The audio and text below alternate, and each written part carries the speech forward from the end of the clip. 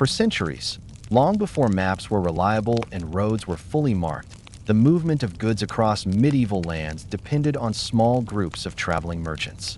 They walked, rode, and traded their way across regions, connecting distant towns that would otherwise remain isolated. Their journeys shaped markets, carried news, linked cultures, and built the quiet network that kept medieval life functioning. Tonight, we'll follow the calm, steady path of these merchants, how they planned their routes, what they carried, how they navigated unfamiliar lands, and how their work changed entire communities over generations. And as you listen, tell me in the comments, if you lived in that era, what would you have traded and why? If you enjoy these peaceful stories from history, remember to like the video. It helps the channel grow. And subscribe so you never miss another quiet walk through the past. Now let's begin. The story of the traveling merchants. In the medieval world, long-distance trade was far from simple. Roads were unpredictable, rivers changed their course throughout the seasons, and political boundaries shifted without warning. Yet despite these challenges, traveling merchants formed the backbone of economic life across Europe and beyond. Their journeys linked isolated villages to distant markets, brought foreign goods into ordinary households, and carried practical knowledge across regions that rarely communicated directly. For many towns, the arrival of a merchant meant access to new materials, new tools, and new information that would shape decisions for months to come. Their work required steady discipline, careful planning, and a clear understanding of the land. Every merchant's journey began with a deliberate process of preparation. Unlike farmers, craftsmen, or local traders, traveling merchants had to anticipate conditions far away from home.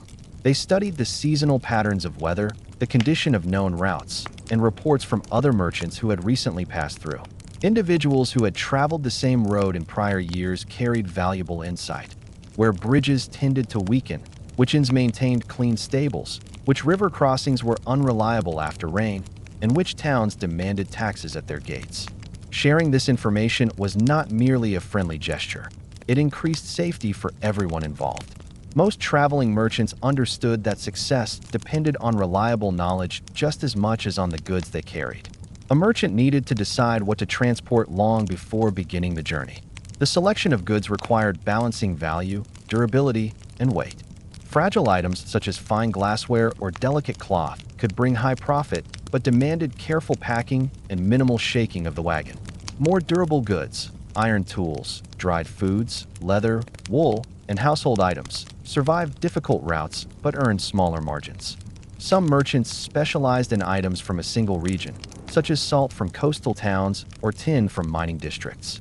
Others carried mixed goods chosen specifically to appeal to a variety of buyers along the route.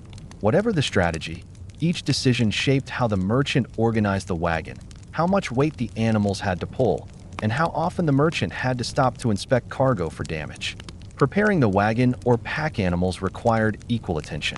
Merchants used wagons with reinforced wheels and iron-bound rims to withstand long distances over uneven roads.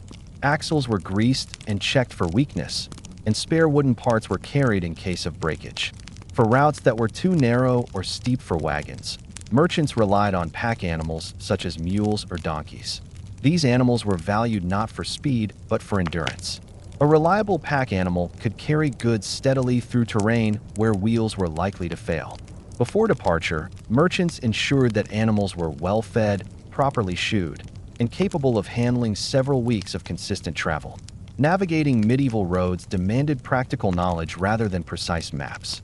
Many routes followed old Roman roads, trade paths, or natural contours.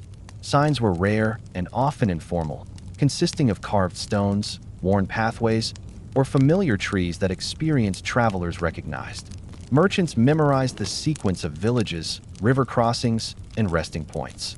They learned how long a healthy animal could travel before requiring rest, and how far they needed to be from a safe overnight spot before sunset. Knowing when to stop was as important as knowing where to go. Few merchants risked traveling at night, as roads were unsafe after dark and inns closed their gates for security. As dawn broke on the first day of a journey, merchants began their travel at a steady pace, avoiding haste. The goal was not to reach distant towns quickly, but to move consistently without damaging goods or tiring animals. In the early hours, The roads were quiet except for farmers carrying produce to local markets or workers heading to town. While locals moved only short distances, merchants prepared for days of uninterrupted travel. Their routines involved stopping periodically to check the condition of the wagon, tightening straps, adjusting the load, and ensuring that nothing had shifted dangerously. Even small shifts in weight could cause a wagon to tilt or strain one wheel more than another, increasing the risk of breakage. Along the road, merchants encountered a variety of landscapes. Some stretches passed through open farmland, offering wide views and ample room for maneuvering. Other portions led through forests with narrow paths, fallen branches, and limited visibility. Forested routes required extra caution, not only because of uneven ground, but also because noise carried differently among the trees. Merchants listened for distant sounds indicating approaching travelers, animals, or hazards. Experienced merchants preferred to travel in small groups when possible. Companionship reduced fatigue, increased safety, and allowed merchants to share information about conditions ahead. Interactions along the route formed an important part of a merchant's day. Travelers exchanged news about road conditions, local prices, and recent events. A merchant heading north might hear that a river crossing farther ahead was flooded or that a bridge was undergoing repair. This information influenced daily decisions, whether to take an alternate route, whether to rest an extra day, or whether to adjust the sale prices of goods in anticipation of delays. Information was currency, just like the goods in a wagon. Each conversation, no matter how brief, contributed to a merchant's understanding of the broader region. Reaching the first small village on the route often meant the first opportunity to trade. While merchants largely aimed to reach larger towns, smaller settlements provided an early chance to sell basic items such as salt, soap, metal goods, or cloth. These purchases helped villagers manage tasks that required durable materials not produced locally. In exchange, merchants sometimes accepted local produce, wool, or simple crafts, which they could later sell in bigger markets. Such early transactions enabled merchants to rebalance their load, reducing heavy items and replacing them with lighter products that could be sold for higher profit later. After leaving the village, merchants continued their steady progress.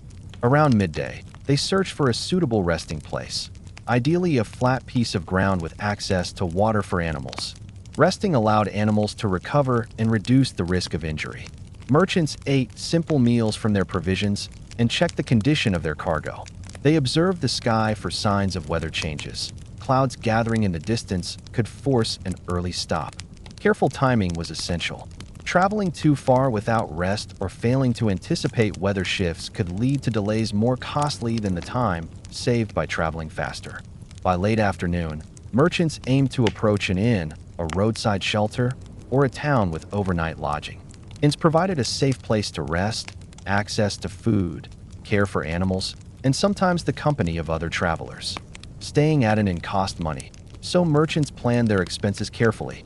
Those unable to afford nightly lodging used cheaper barns or communal shelters, but these provided limited security. Inns also served as informal information hubs, where merchants shared what they had seen on the road, washed-out bridges, new toll points, or rising demand for certain goods. These exchanges shaped strategies for the next stage of travel. In the evening, after securing animals and storing goods safely, merchants organized their records. Some kept written notes listing quantities sold, prices received, and expenses incurred. Others relied on memory, recalling which customers owed payment and which goods were running low. Accuracy mattered. A mistake in record-keeping meant lost profit or missed opportunities.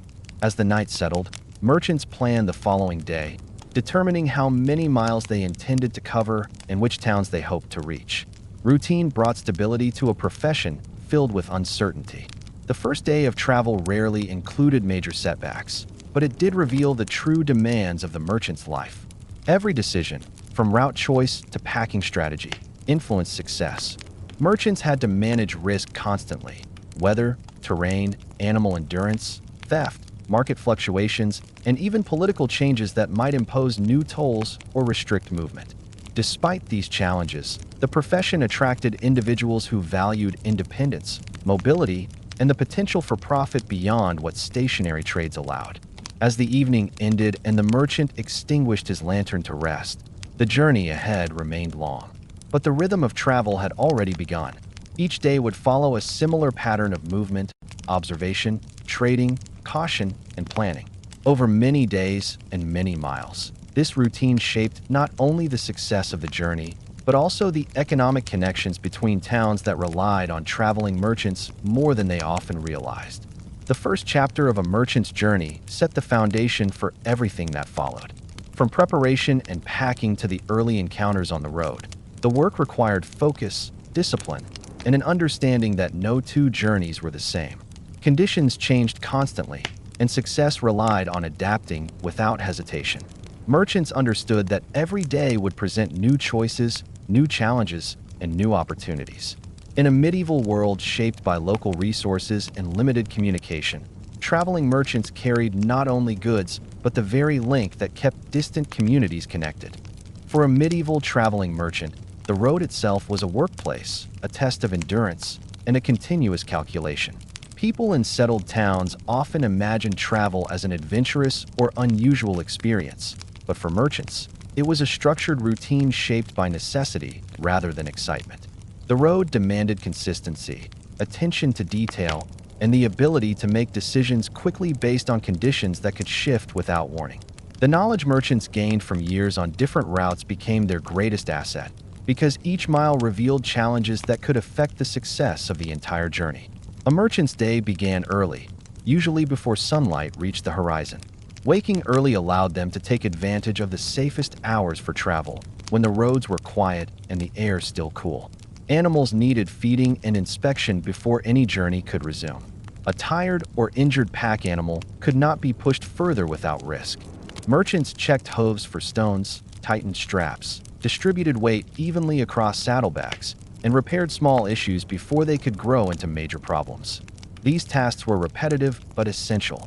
Neglecting early morning preparations could lead to delays, broken equipment, or even the loss of goods, which would directly affect the merchant's income. Once the animals were ready, the merchant briefly checked the load.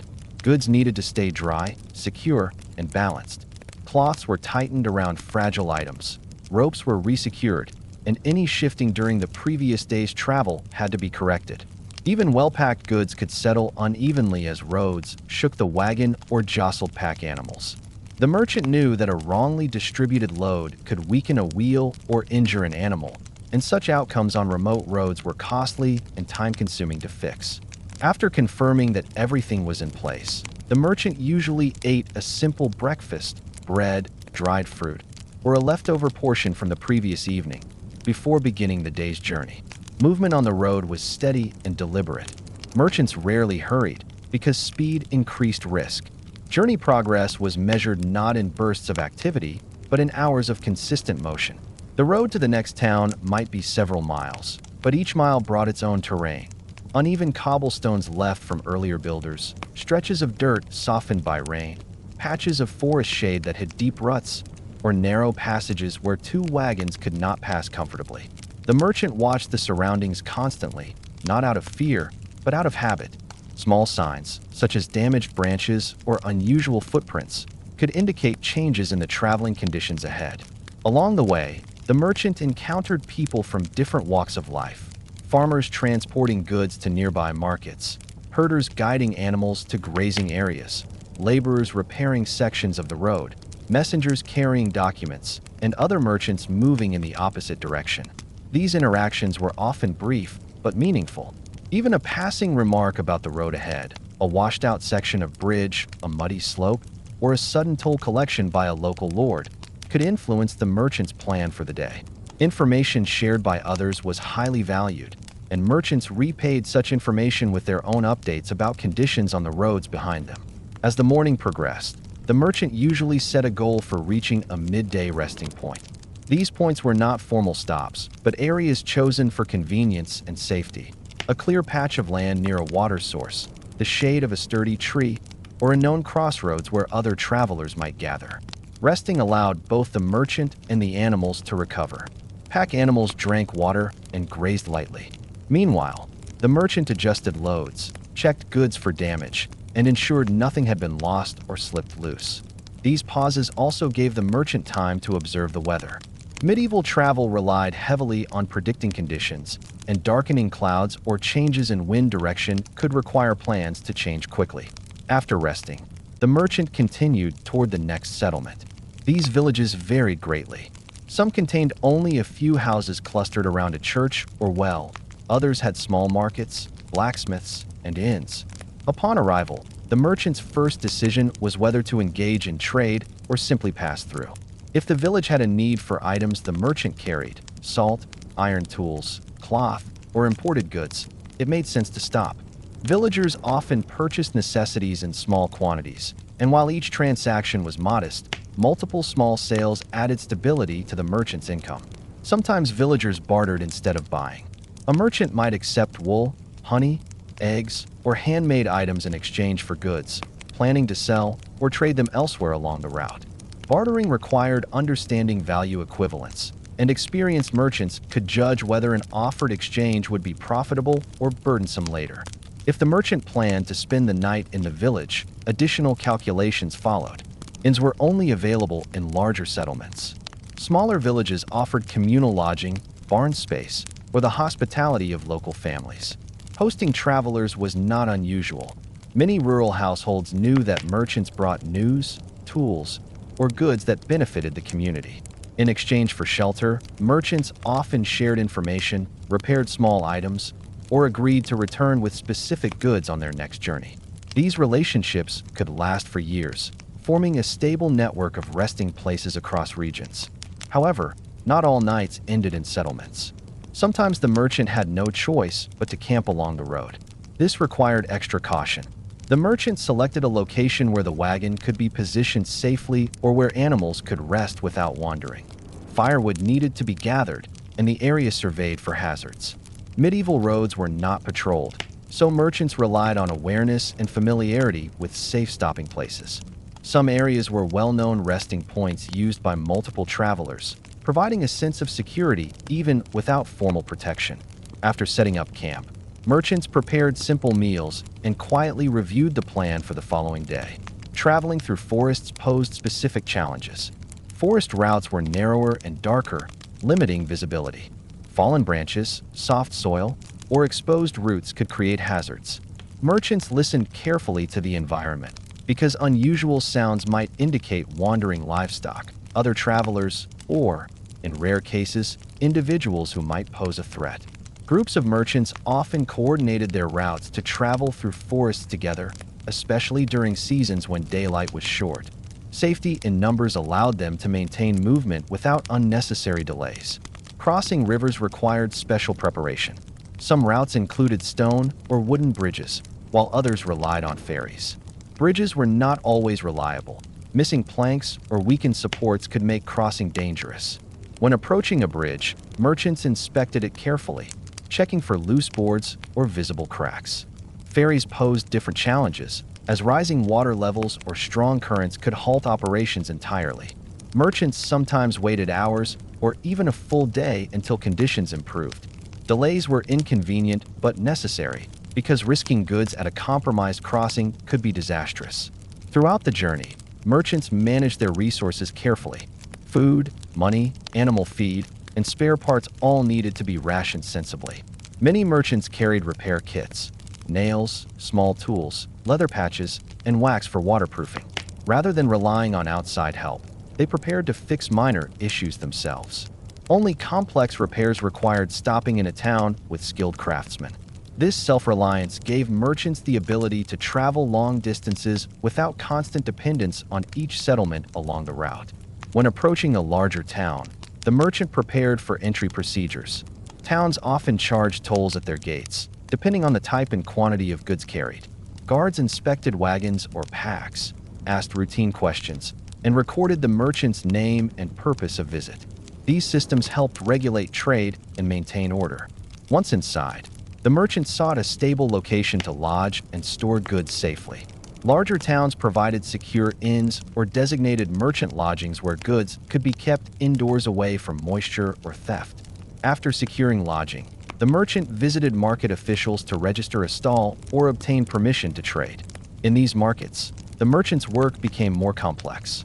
Unlike small villages where transactions were simple, Larger markets involved negotiation, competition, and strategy. Merchants had to assess local demand quickly. If a town recently received shipments of wool, cloth, or grain, the merchant needed to adjust pricing accordingly to remain competitive. On the other hand, towns experiencing shortages offered opportunities for higher profit. Understanding local conditions was essential. Merchants paid attention to conversations among residents, announcements by town officials, and visible signs of scarcity or abundance. Once trading began, merchants interacted with a broad range of buyers: craftsmen seeking materials, farmers buying tools, innkeepers purchasing food supplies, or wealthier townspeople seeking foreign goods. Each sale required attention to detail. Measurements had to be accurate, weights balanced properly, and agreements clear. Mistakes damaged reputation, and reputation was a merchant's most valuable long-term asset. A reliable merchant drew customers more easily and built strong relationships with towns along the route. After several hours of trading, merchants updated their inventory, counted earnings, and reorganized remaining goods. They also planned what to buy from the town to continue trading on the next leg of their journey. Acquiring new products was a major aspect of merchant work. For example, a merchant might purchase items that were cheap locally but valued in distant regions, such as regional textiles, crafted tools, or agricultural products unique to that area. This cycle of selling and buying kept the merchant's trade flowing. As evening approached, the merchant settled into lodging, checked animals once again, and prepared for the next day. The routine was predictable but demanding. Travel required constant attention to condition, inventory, routes, and interactions. Every decision shaped the success of the journey. But through repetition and experience, merchants developed a steady rhythm, making long-distance trade feel manageable rather than overwhelming. By the end of a typical day on the road, a merchant might have traveled many miles, traded with multiple people, adjusted their cargo several times, and gathered enough information to influence the next stages of the trip. This daily structure, slow, methodical, and practical, formed the core of a traveling merchant's life. Their work depended not on luck or adventure, but on preparation, awareness, and the ability to adapt steadily to the environment around them. Through this routine, merchants connected faraway towns, shaped local economies, and ensured that goods moved across regions in an era without centralized systems. Their presence on the road held the medieval world together, one deliberate step at a time. For a medieval traveling merchant, the road itself was only part of the journey. The true purpose lay in reaching the markets and trading centers that formed the backbone of regional and long-distance commerce. These locations varied widely in size, structure, and function, but each one influenced how merchants planned their routes, what goods they carried, and how they managed their time on the road. Understanding where these markets were, when they operated, and what buyers expected was essential for making a journey profitable. Without such knowledge, even a skilled merchant risked arriving too late, carrying inappropriate goods, or facing unexpected tolls. The entire rhythm of medieval trade revolved around markets, fairs, and the centers of exchange that provided the economic pulse of each region. Medieval markets came in several types. The most common were weekly markets held in small or mid-sized towns. These events offered regular opportunities for merchants to sell goods directly to local residents. Weekly markets opened early in the morning, often just after sunrise, and remained active until mid-afternoon. In these settings, merchants found relatively stable demand for everyday items such as cloth, salt, metal tools, small household goods, and simple luxuries. The predictability of weekly markets made them valuable stops on a merchant's route because they offered steady income even when larger trade fairs were far away. Some merchants planned their entire route around the sequences of weekly markets, moving from town to town along established schedules. However, larger markets, often held monthly or seasonally, attracted merchants from far greater distances. These events brought together not only local buyers but traders from other regions. Such markets developed in strategic locations, at river crossings, near monasteries, along major roads, or at historically important crossroads used since ancient times. These areas became hubs of economic activity, where goods circulated more actively and prices fluctuated according to supply and demand. Merchants preparing to visit such markets needed to carry goods that could appeal to a wider range of buyers. They brought items that locals could not easily obtain, such as specialized textiles, foreign spices, metal tools from distant foundries, or rare household objects crafted by skilled artisans. These markets required more preparation because competition among merchants was stronger and space was limited. The most significant events were the Great Trade Fairs, which occurred only a few times a year but attracted merchants from hundreds of miles away. These fairs were major economic and cultural gatherings, often lasting several days or even weeks. Towns hosting such fairs gained substantial revenue from tolls, stall fees, and lodging services. Merchants planned months in advance for these fairs, selecting their most valuable goods and preparing for increased competition. Goods from faraway regions, wool from England, wine from France, tools from German workshops, and cloth from Flanders, all flowed through these fairs. Merchants who specialized in long-distance trade often organized their entire yearly schedule around attending 2 or 3 of the major fairs. Missing one meant missing a substantial portion of their yearly profit. Reaching a market or fair involved more than simply walking into a town and setting up a stall. Merchants needed permission from local authorities. In most towns, a designated official oversaw market activities, ensuring that merchants registered properly, paid required fees, and set up their stalls in designated areas.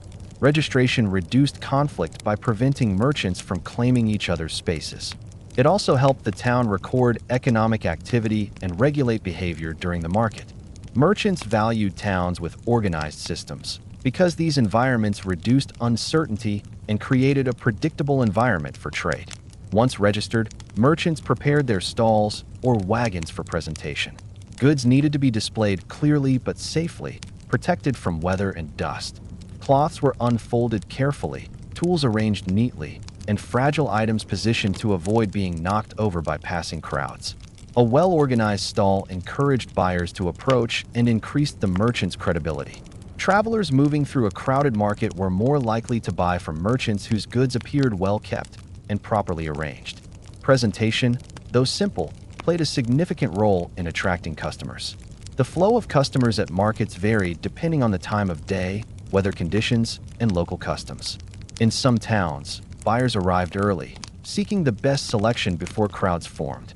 In others, midday brought the most activity as people completed their daily work before heading to the market.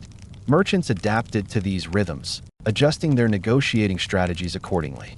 Prices might be firmer early in the day when demand was high and soften later when merchants preferred not to carry unsold goods back onto the road. Understanding these patterns helped merchants maximize profit while maintaining steady progress along their route. Larger trading centers presented a different environment, more structured and more competitive. Towns with permanent marketplaces, often located in central squares, attracted both local craftsmen and visiting merchants. These centers often required merchants to follow strict rules regarding weights, measures, and product quality. Official inspectors verified accuracy to prevent fraud. Merchants adapted to these standards, recognizing that maintaining trust in the marketplace benefited everyone. Consistency in measures made transactions smoother and reduced disputes. While merchants sometimes viewed inspections as inconvenient, they understood that such rules ensured long-term stability. Traveling merchants also used market visits to gather information about regional economic conditions. They observed which goods sold quickly, which items remained unsold, and what prices buyers were willing to pay. They listened to conversations among local residents, learning about recent harvest yields, shortages in particular goods, or changes in local taxes. All this information helped merchants adjust their inventory at future markets or fairs. For example, if grain prices had risen in one region due to a poor harvest, a merchant from another region could buy grain at home, transport it safely, and sell it for a higher price at a future market. These decisions required careful timing and deep familiarity with local cycles. Additionally, merchants often used large markets to acquire goods from other merchants. This secondary trade allowed them to expand their inventory with items they themselves did not produce or acquire directly from distant regions. Some merchants specialized in connecting multiple markets, buying goods at one and selling them at another, functioning as intermediaries. These connections created a commercial web that spanned large territories, allowing goods to circulate far beyond their places of origin. Merchants who built strong networks of relationships could adjust their business strategy quickly, responding to market changes even when they were far from home. Markets also provided important logistical support. Merchants could maintain or repair their equipment using services available in towns. Blacksmiths repaired wheels, replaced metal fittings, or fixed broken tools. Leatherworkers mended saddlebags or harnesses. Inns provided lodging for merchants and feed for their animals. These necessary services shaped how long merchants stayed in each location. Time spent on repairs delayed progress, but increased the safety and efficiency of future travel. Merchants learned to balance the need for speed with the importance of maintaining reliable equipment. Security presented another consideration. Larger markets were busy and crowded, making them prime places for theft. Merchants kept close watch on their goods, often relying on assistants or fellow merchants to protect their stalls while they attended to other tasks. Town officials also employed guards who patrolled markets to deter and respond to theft. Merchants valued these guards and often chose to trade in towns where market security was known to be reliable. The loss of goods had direct financial consequences, and markets offering safe, organized environments attracted more merchants each year. As markets played such a central role in trade routes, merchants planned their journeys carefully to align with market schedules. They accounted for travel time, weather, road conditions, and the health of their animals. Arriving too early meant waiting without profit. Arriving too late meant missing the market entirely. Merchants recorded their travel times, marking how long it took to reach each town. Over repeated journeys, these records allowed them to refine their routes. Experienced merchants sometimes shared portions of their route planning with trusted peers, though most guarded their knowledge closely to maintain competitive advantage. Seasonal markets and fairs required additional caution. Weather conditions could make roads impassable or slow down wagon travel. Winter markets sometimes occurred when rivers froze, creating unique opportunities for travel but also new risks. Summer markets faced heat, dust, and the need for increased water for animals. Successful merchants understood seasonal changes deeply and adapted their strategies accordingly. Long-distance merchants, especially those carrying valuable goods, treated markets not only as places to sell and buy, but also as nodes in a broader economic network. Each market offered access to new contacts, fresh goods, and updated information. Through these hubs, merchants built business relationships that lasted years or even decades. A reliable merchant could return to the same town year after year and be welcomed by buyers who trusted his quality and consistency. This trust, built gradually, formed the foundation for long-term success. Over time, the patterns of markets and fairs shaped entire trade routes. Towns located along major trade corridors grew rapidly, becoming important commercial centers. Others declined if they lost their position or their access to reliable roads. Merchants paid attention to these shifts, adjusting their routes to maximize profit and reduce risk. In this way, the movement of merchants influenced the economic geography of entire regions. Ultimately, the markets and trading centers a merchant visited became the defining map of his world.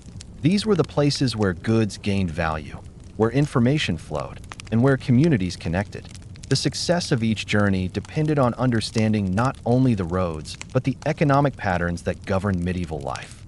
Merchants who mastered this knowledge contributed to the steady movement of goods across regions, supporting the daily life of towns and shaping the networks that held medieval society together.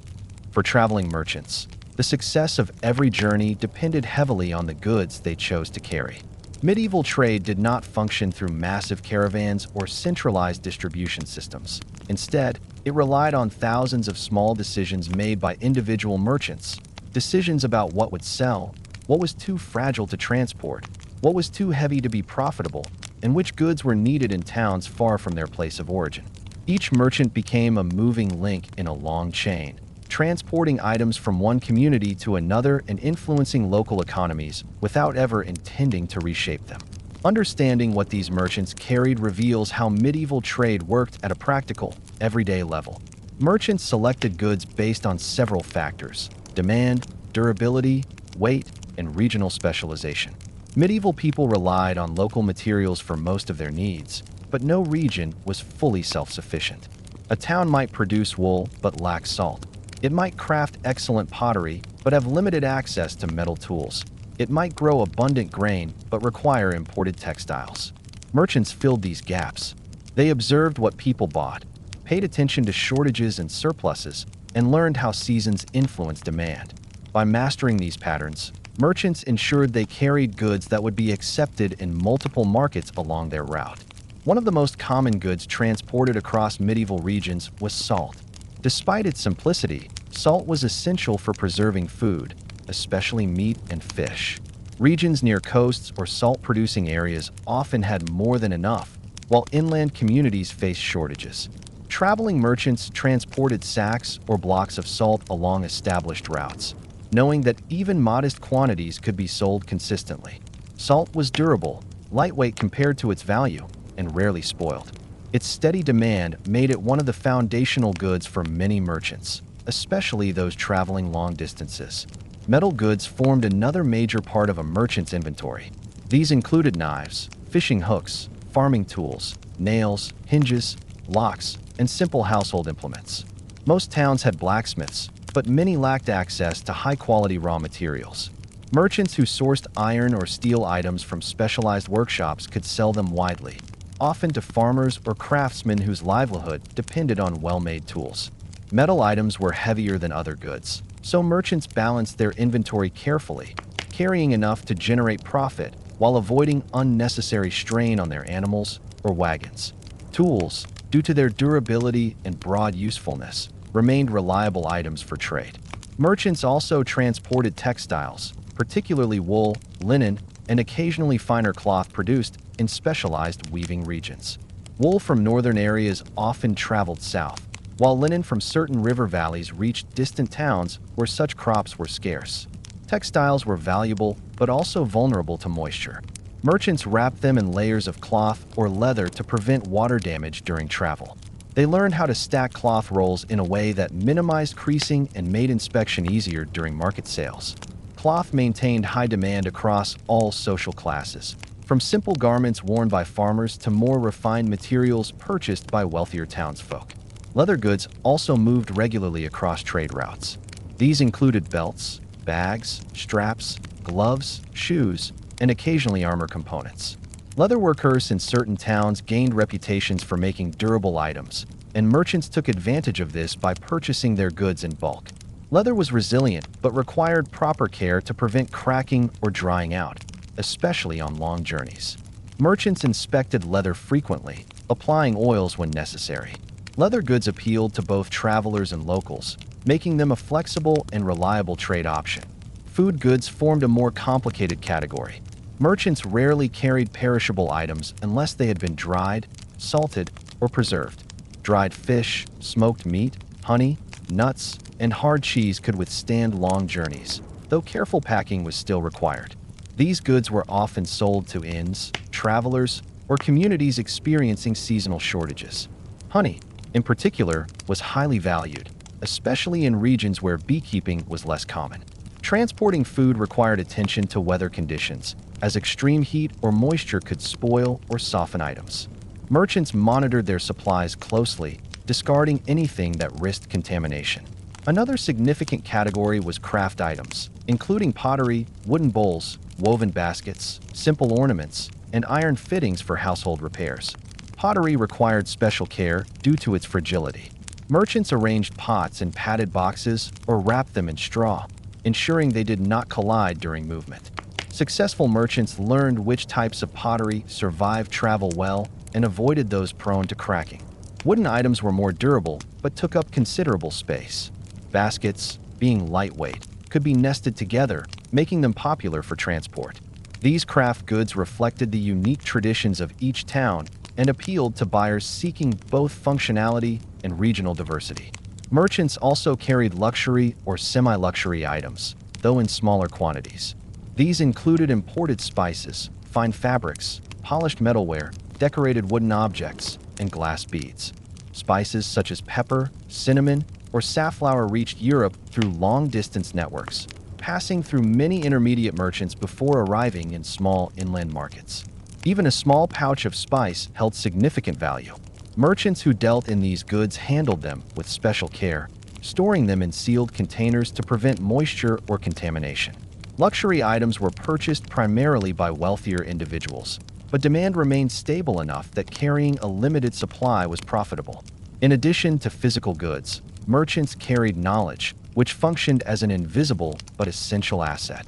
They shared news about distant towns, political changes, and upcoming market schedules.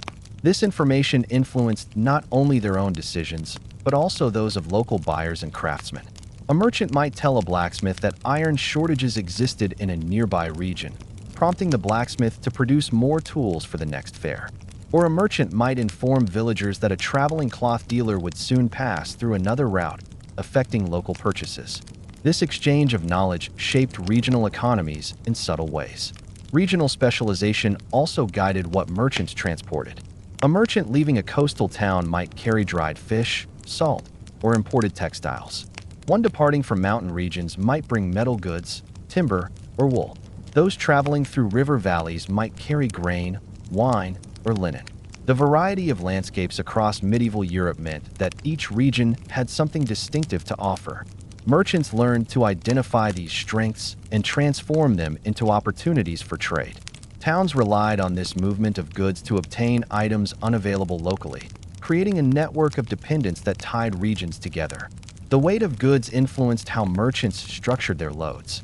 Heavy goods, such as iron tools and barrels of salt, were packed near the bottom of the wagon to stabilize the load. Lighter items such as textiles, leather goods, and small crafts were placed above. Fragile goods were packed separately or secured with extra padding. Pack animals carried only balanced loads, because an uneven arrangement could cause discomfort or injury. Merchants redistributed loads during travel as goods were sold or traded. This constant adjustment required practical knowledge and an understanding of how weight affected speed, balance, and animal endurance. In addition to their main inventory, merchants carried personal supplies essential for long journeys. These included clothing, food, basic tools, coin pouches, spare straps, sewing kits, and repair materials. Most merchants also carried a ledger or memory aids to track transactions. While not every merchant was literate, those who could write maintained records that helped them track profits, expenses, and future obligations. Even illiterate merchants maintained detailed mental notes regarding what they bought, where they sold it, and what customers requested most frequently.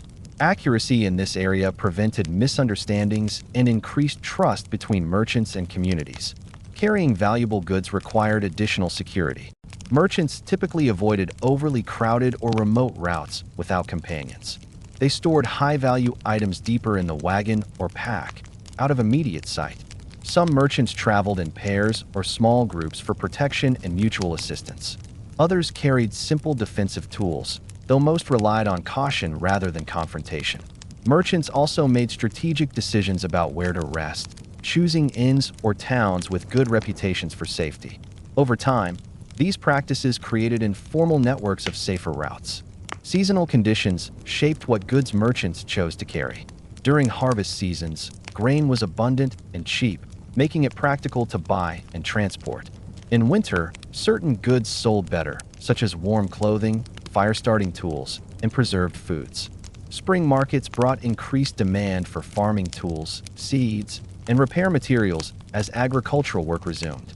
Merchants planned their inventory accordingly, anticipating the needs of each season. Knowing these cycles allowed merchants to operate more effectively and avoid carrying goods that would sell poorly. Religious festivals, annual fairs, and regional celebrations also influenced demand. Merchants often carried goods that appealed specifically to these events: candles, decorative items, sweet foods, drinking vessels, or clothing suitable for ceremonies. Anticipating these peaks in demand required familiarity with local customs and awareness of upcoming events. Successful merchants maintained mental maps not only of roads and markets, but of the cultural calendar. Over long distances, merchants adjusted their goods based on what they picked up locally. For example, a merchant might arrive in a region known for high-quality wool and trade manufactured goods for raw wool, planning to sell it later in an area where textile production was strong. This continuous rebalancing allowed merchants to adapt their inventory throughout the journey, ensuring they always carried items with reliable value. Ultimately, The goods a merchant carried represented a combination of regional needs, personal strategy, and accumulated experience. No two merchants carried exactly the same inventory, and no two journeys unfolded in exactly the same way. Their choices shaped local markets, influenced economic patterns, and connected communities separated by many miles. By moving goods steadily across regions, merchants kept medieval economies functioning. Even when communication was slow, roads were rough, and each town lived largely within its own rhythms. Their wagons and pack animals carried more than objects. They carried the essential threads that tied medieval society together, one trade at a time. For medieval traveling merchants, the greatest obstacles on the road were not always people or economic risks, but the natural world itself. Weather shaped the pace of every journey. Terrain dictated how far a merchant could travel in a single day. The unpredictability of medieval roads introduced a constant need for alertness and adaptation. Merchants understood that no matter how carefully they planned, conditions could shift without warning, forcing sudden adjustments. The ability to interpret weather patterns, judge the quality of roads, and react calmly to unexpected events separated successful merchants from those who struggled. Travel was not a straight line between point A and point B. It was a continuous negotiation with the environment. Weather was among the most influential factors determining how a journey unfolded. Medieval merchants lacked accurate forecasting tools, so they relied on practical knowledge gained through experience. The color and movement of clouds, the direction of wind, the behavior of animals, and the smell of the air all served as indicators of approaching weather. A merchant who had spent years on the road could often predict rain or strong winds a few hours before they arrived. Even minor weather changes influenced travel speed. Light rain turned dirt roads into slippery surfaces. Heavy rain could transform trails into deep mud, straining animals and slowing progress dramatically. Snow created its own challenges, reducing visibility and covering dangerous ruts that could break a wheel. Wind affected both wagons and pack animals, especially when traveling through open plains where gusts could arrive suddenly. Because of these risks, merchants monitored the sky frequently. When dark clouds gathered on the horizon, merchants often stopped early rather than risk being caught in open terrain.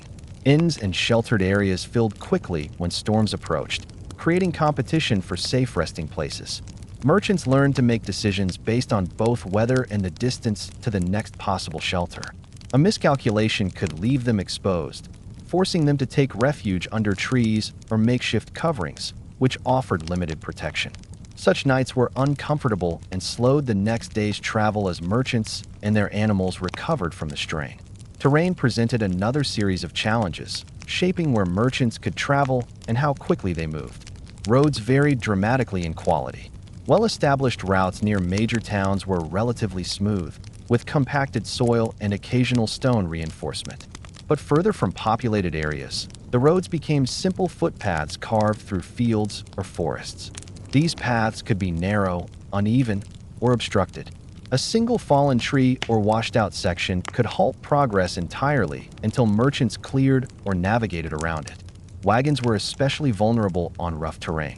A wheel struck by a rock or sinking into mud required immediate attention.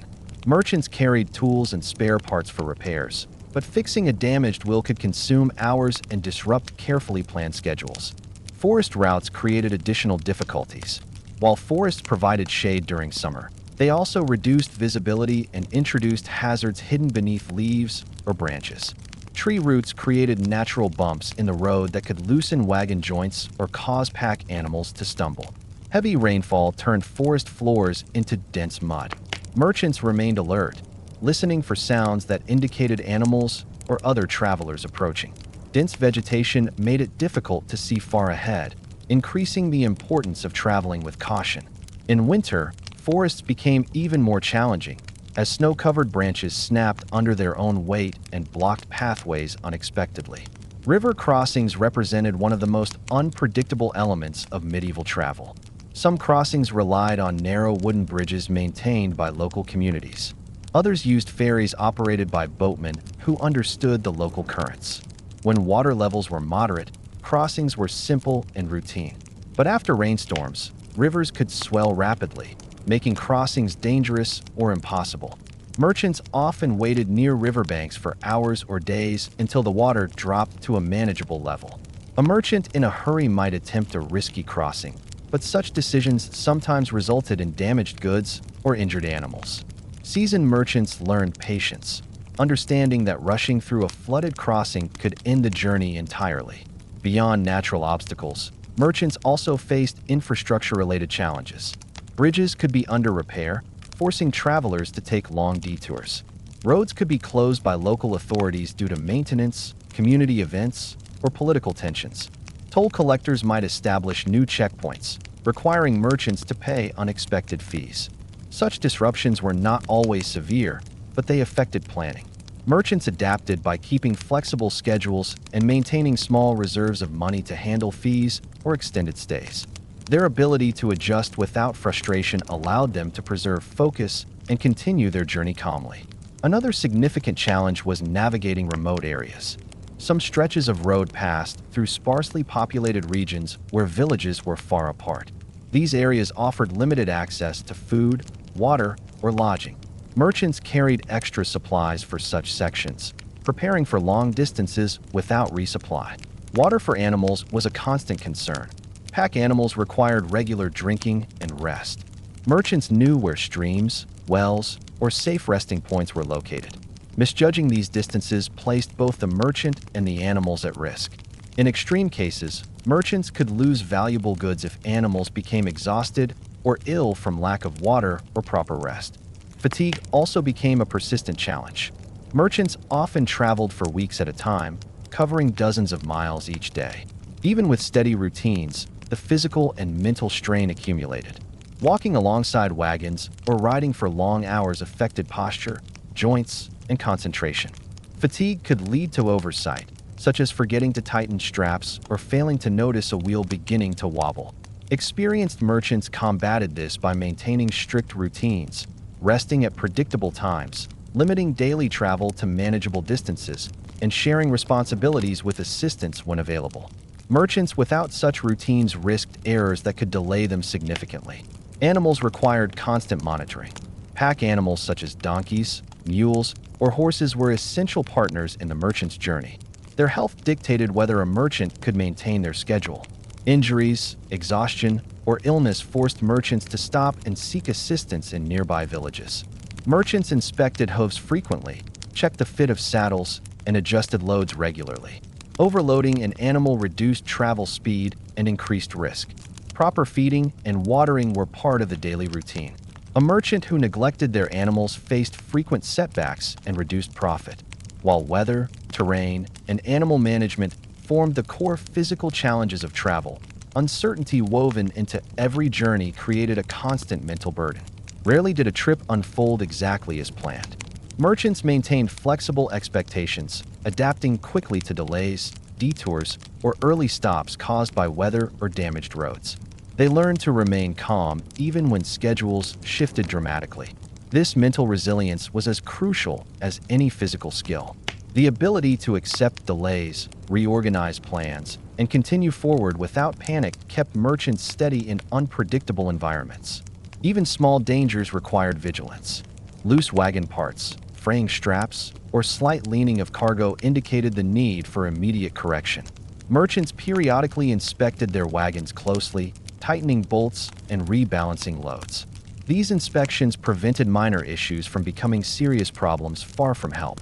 Seasoned merchants developed a habit of scanning wagons and animals during every pause, ensuring nothing went unnoticed.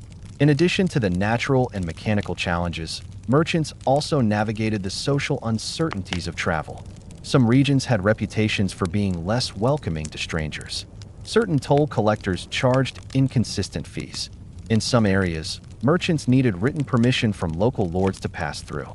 These administrative obstacles varied by region and required careful navigation. Merchants kept records of tolls, requested receipts when available, and learned which areas demanded extra caution. They approached checkpoints politely, understanding that cooperation minimized delays. Despite these challenges, merchants developed strategies to manage risk. They memorized the safest routes, often choosing longer paths that offered better road quality or more reliable stopping points. They formed partnerships with other merchants, coordinating travel schedules to move together through difficult sections. They carried basic repair tools, extra rope, and spare parts to address mechanical issues. They adapted their travel pace according to terrain, moving faster on smooth sections and slowing down on rough ground. Through repetition, merchants developed deep familiarity with the land, recognizing patterns and anticipating challenges even before they appeared. Seasons significantly influenced the risk level of travel. Spring brought flooding and unstable roads due to melting snow. Summer offered long travel days, but also introduced heat that strained both animals and merchants. Autumn brought unpredictable storms, while winter created ice, snow, and shortened daylight hours. Merchants responded by modifying their routes and inventory according to the season. Some avoided long journeys during winter, focusing instead on shorter regional trade. Others used frozen rivers as temporary roads, calculating the thickness of ice carefully. Each season required specific knowledge, and merchants adjusted their strategies accordingly. Roadside communities also differed by season. Inns might be crowded during festivals or quieter during farming seasons. Ferries operated differently depending on water levels.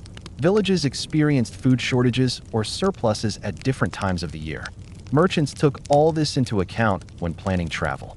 Arriving at a village during a busy season meant access to more buyers, but also greater competition among merchants. Arriving during a quiet period meant fewer opportunities for trade, but more predictable lodging. This balance shaped the timing of each journey. Uncertainty remained the defining feature of medieval travel. Even with careful planning, experience, and preparation, merchants could not control the weather, the shifting of rivers, or the gradual deterioration of roads. Their success depended not on eliminating these uncertainties, but on managing them effectively. The most reliable merchants developed an attitude of steady caution. They neither rushed nor delayed without reason. They observed the world around them constantly, drawing lessons from every challenge encountered. Over time, these accumulated experiences formed an informal body of knowledge shared among traveling merchants.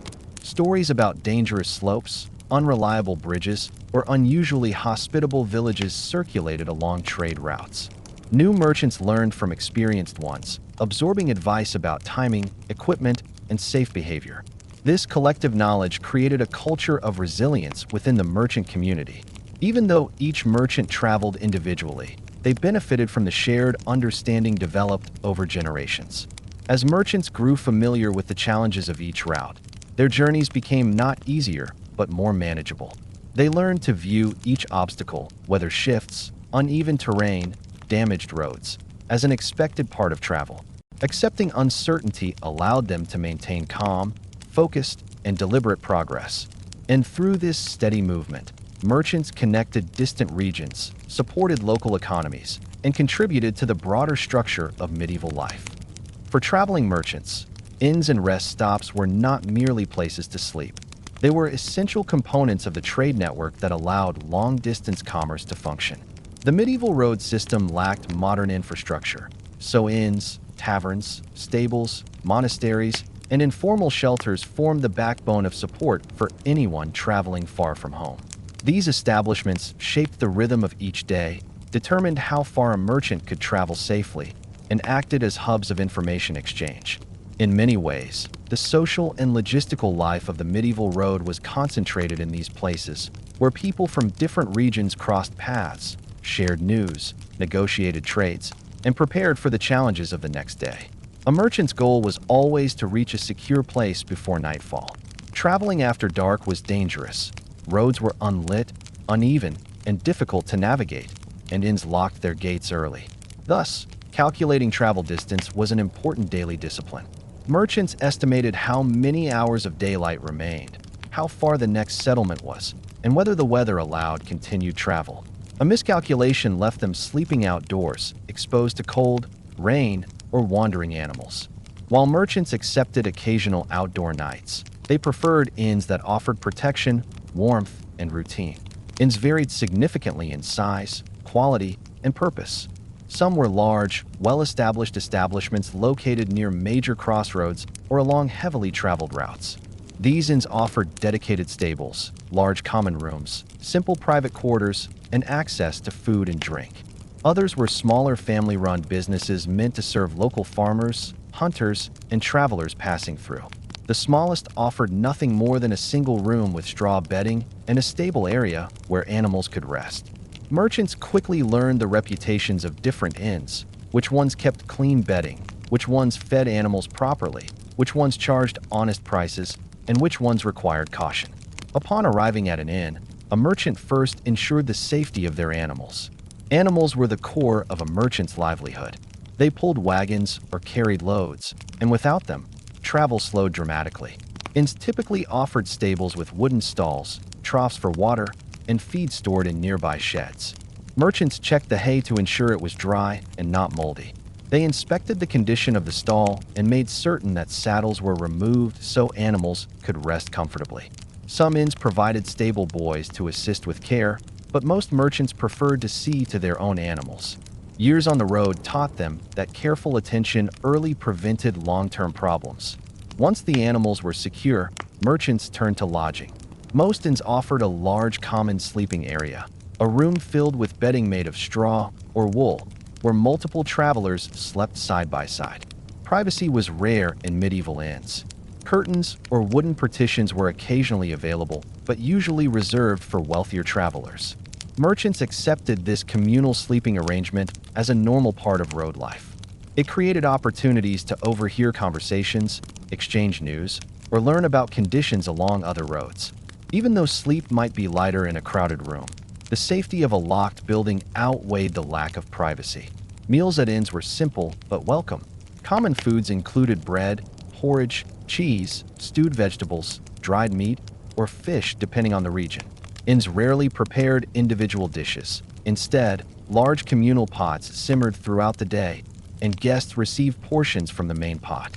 Merchants accustomed to eating preserved food while traveling appreciated warm meals, even if the ingredients were basic. Meals also created social opportunities. People gathered around tables, sharing benches or wooden stools. Although not every conversation led to trade or valuable information, merchants always listened carefully, aware that even casual remarks could influence their next decisions. One of the most important functions of inns was the exchange of information. Merchants from different regions shared updates about road conditions, toll changes, upcoming fares, local shortages, or political tensions. Many merchants planned their routes based on this information rather than relying solely on memory or intuition.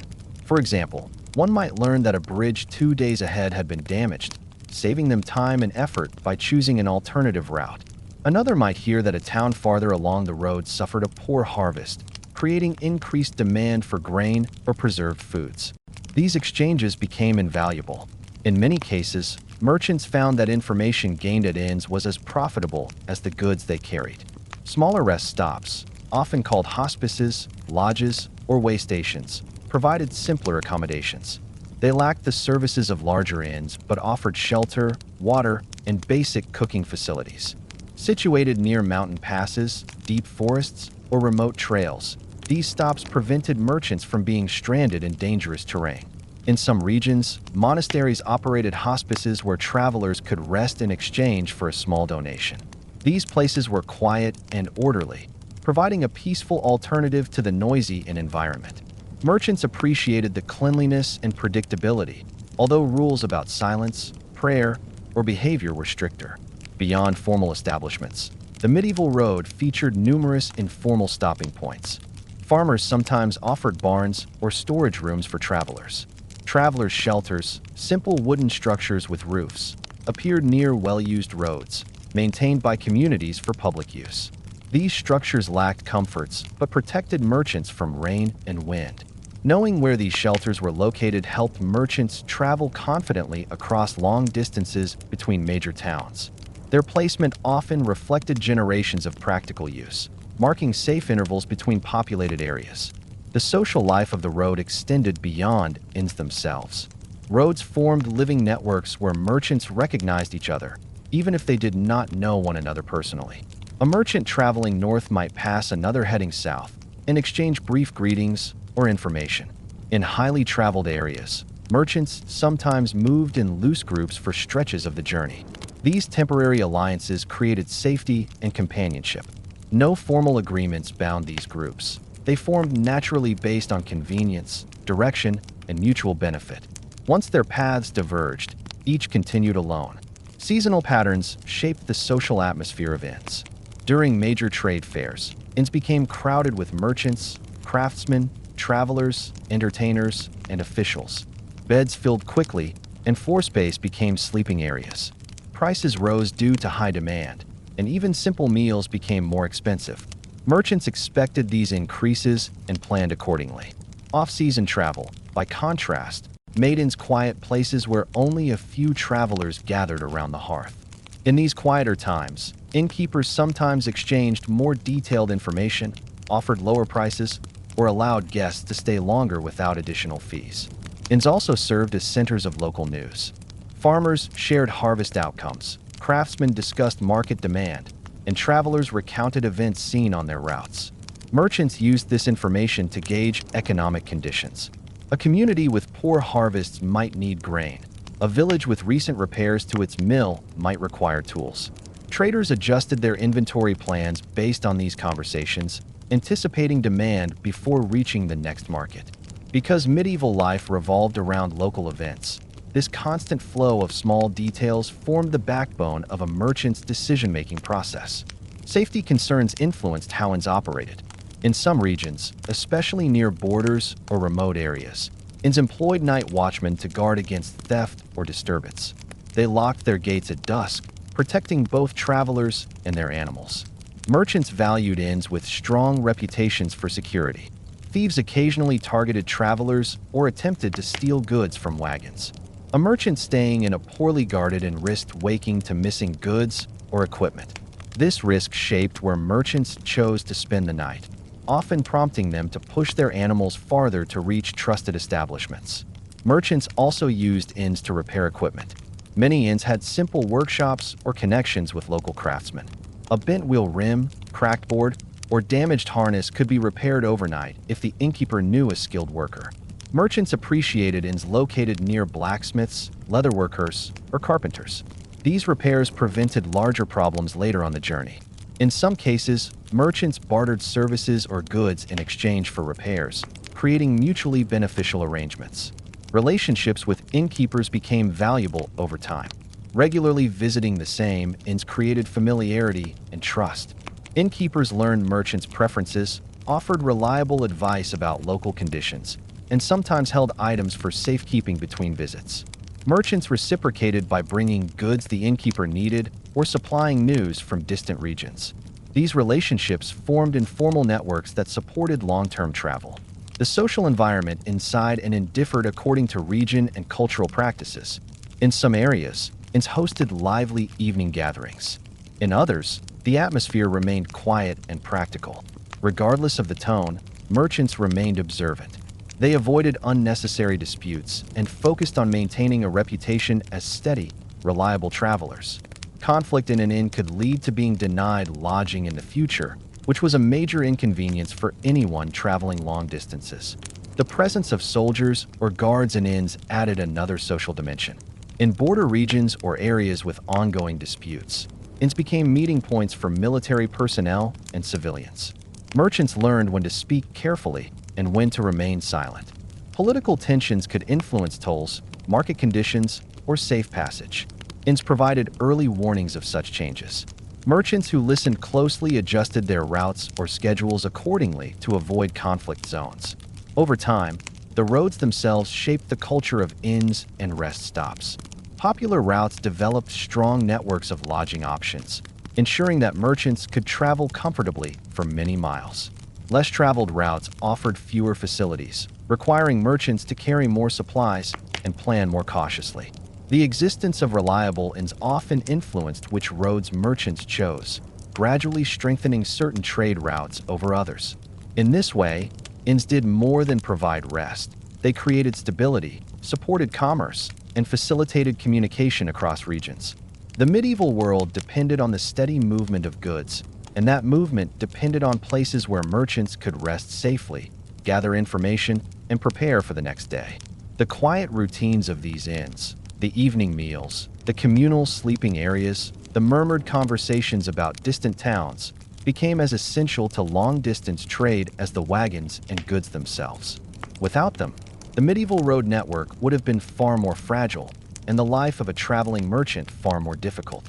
For medieval traveling merchants, the journey across towns and landscapes was shaped just as much by the people they met as by the goods they carried or the roads they traveled. Medieval life operated on countless local customs and informal rules, and merchants had to understand how to interact with different communities to move smoothly along their chosen routes. The success of every journey depended on the ability to communicate respectfully with villagers, negotiate effectively with officials, and cooperate sensibly with other travelers. These interactions formed an essential part of daily life on the road, creating a social network that allowed long-distance trade to function even without modern communication tools or centralized systems. Villagers were often the first people merchants encountered during the early hours of travel.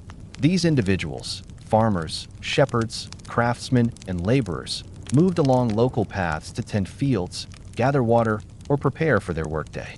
Their knowledge of the immediate area was invaluable. Villagers often knew which bridges had weakened after a storm, which paths had become muddy, or whether the next settlement offered lodging or trade opportunities. Merchants gained practical information by observing villagers' movements or exchanging brief greetings along the road. Even a short conversation might reveal whether a nearby river was rising, whether travelers were delayed ahead, or whether a local market was more active than usual. In many villages, the arrival of a merchant was a welcome event. Local residents often looked for tools, cloth, salt, or household goods that were not produced locally. Although transactions in small villages were modest, they created reliable early trade opportunities. Villagers could offer produce, wool, honey, or handmade items in exchange for what the merchant carried. These exchanges helped merchants rebalance their inventory for the larger markets ahead. Some villagers approached merchants with specific requests, asking them to bring certain goods on their next journey. Merchants recorded these requests carefully, knowing that fulfilling them strengthened trust and ensured future sales. Villages also provided informal hospitality. Some households offered simple shelter or water for animals without charge, while others requested small payments or expected trades in return. Merchants respected local customs, understanding that each community governed hospitality differently. In some regions, villagers expected traveling merchants to share small pieces of news from distant places. In others, they respected the merchant's need for rest and privacy. Learning how to manage these interactions was an important skill. Merchants adapted by recognizing subtle differences between regions, when to offer something in exchange for hospitality and when such offers might be interpreted as disrespectful. Interactions with officials required even more care. Medieval officials came in many forms: gatekeepers at town entrances, toll collectors stationed along roads, market overseers responsible for regulating stalls, and local authorities who managed trade permissions. Merchants could not simply enter a town and begin selling goods. They needed to follow established rules, which varied widely from one region to another. A toll collector might examine the merchant's wagon and calculate fees based on the type and quantity of goods. These fees were used to maintain bridges, roads, or town defenses. Merchants who traveled regularly through the same areas kept detailed records of fees to avoid disputes and ensure they carried enough money to pay tolls along the way. Gatekeepers monitored the flow of people into towns. They inspected goods and asked routine questions: where the merchant came from, the purpose of the visit, and how long they planned to stay. The interaction was usually straightforward, but a merchant who appeared disorganized or uncertain could face delays. Gatekeepers relied on experience to identify suspicious activity, and merchants learned to approach them clearly and calmly. Presenting accurate information helped ensure fast entry. In towns with strict regulations, gatekeepers might require written permission from local authorities or confirmation from previous visits. Merchants prepared for these requirements by keeping documents readily accessible. Once inside a town, merchants interacted with market overseers. These officials coordinated market layout, assigned stalls, supervised weighing equipment, and ensured that sellers adhered to local rules. Merchants approached them early in the morning to secure a suitable space. Market overseers maintained order in crowded environments, preventing disputes between sellers regarding location or pricing. They also enforced regulations on measurements, ensuring that scales and weights were accurate. Merchants accustomed to working across regions understood the importance of cooperating with these overseers. Ignoring rules or attempting to circumvent procedures caused distrust, reducing the likelihood of receiving favorable stall space in the future. Merchants also interacted with craftsmen and artisans in towns. Blacksmiths repaired wagon wheels, metal fittings, and tools. Leatherworkers mended saddlebags, harnesses, and belts. Carpenters fixed broken planks and wagon components. These services were essential for long journeys. Merchants often developed long-term relationships with craftsmen they trusted, returning to the same town repeatedly for repairs. These interactions were usually straightforward, based on practical needs and mutual respect. Craftsmen appreciated merchants who paid fairly and promptly, while merchants valued craftsmen who worked efficiently and understood the urgency of maintaining travel schedules. Beyond villagers and officials, merchants frequently encountered fellow travelers. These individuals came from various backgrounds: messengers carrying letters across long distances, pilgrims journeying to religious destinations, soldiers moving in organized groups, or other merchants following similar routes.